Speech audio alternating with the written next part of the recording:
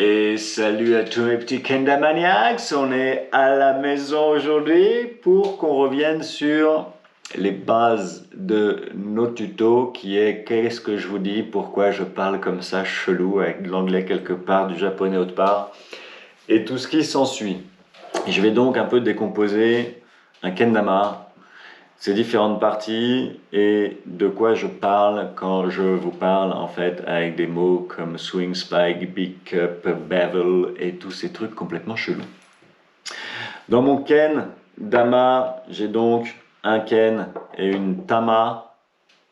Ils varient un petit peu en associant les mots, les japonais, le nt ça leur plaît pas et ils l'ont transformé en d, ce t. Donc on a un ken. Ça, c'est à peu près admis dans toute la communauté francophone de kendama.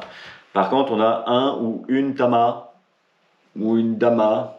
Ça freestyle un petit peu, c'est fluctuant avec le temps. Mais voilà. Le ken, pour l'épée, comme le kendo, la voie de l'épée. La tama. Et si je décompose mon ken, j'arrive avec donc deux petits morceaux différents qui sont appelés l'épée de mon ken et le sarado de mon ken. Sarado, si je raconte pas de bêtises, sara c'est l'assiette en japonais, sara.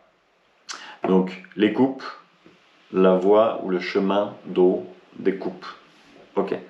Donc je vais vous parler de l'épée, je vais vous parler du sarado, je vais vous parler de l'atama, du ken en général, je vais vous parler de grip, c'est-à-dire de prise en main quand j'agrippe mon ken et comment je l'agrippe. On parle donc de grip, que ce soit un bon ken grip ou que ce soit un petit sara grip, que ce soit un spike grip ou que ce soit un tama grip. Et je vais aussi vous parler au milieu de tout ça donc de ces magnifiques trois coupes qu'on n'appelle pas des coupes dans le game malgré qu'on soit français. Bizarrement, j'ai pris le pli aussi. On va parler de cup. Et donc on a une grosse coupe, une big cup, et on a une plus petite coupe, la small cup.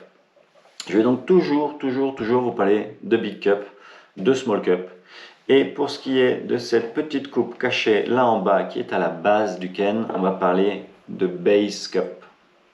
Ok? Big cup, small cup, base cup.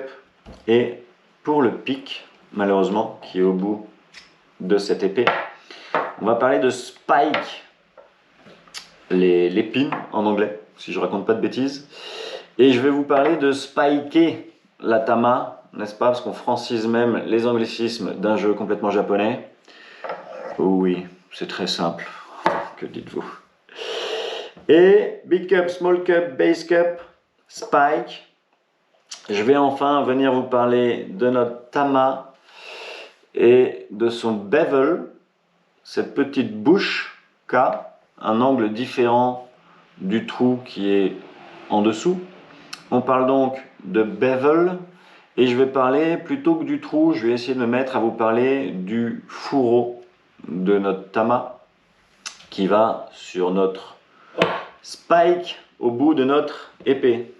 Je suis un gros malin, hein, j'ai découvert que ça m'embêtait de parler de trou, allez savoir pourquoi.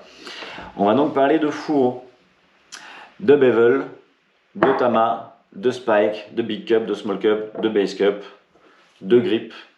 Et petit bonus, suivant les tricks, donc les figures qu'on veut réaliser, on va parler de pull-up, c'est-à-dire que je pull, je tire vers le haut, je pull-up ou je swing.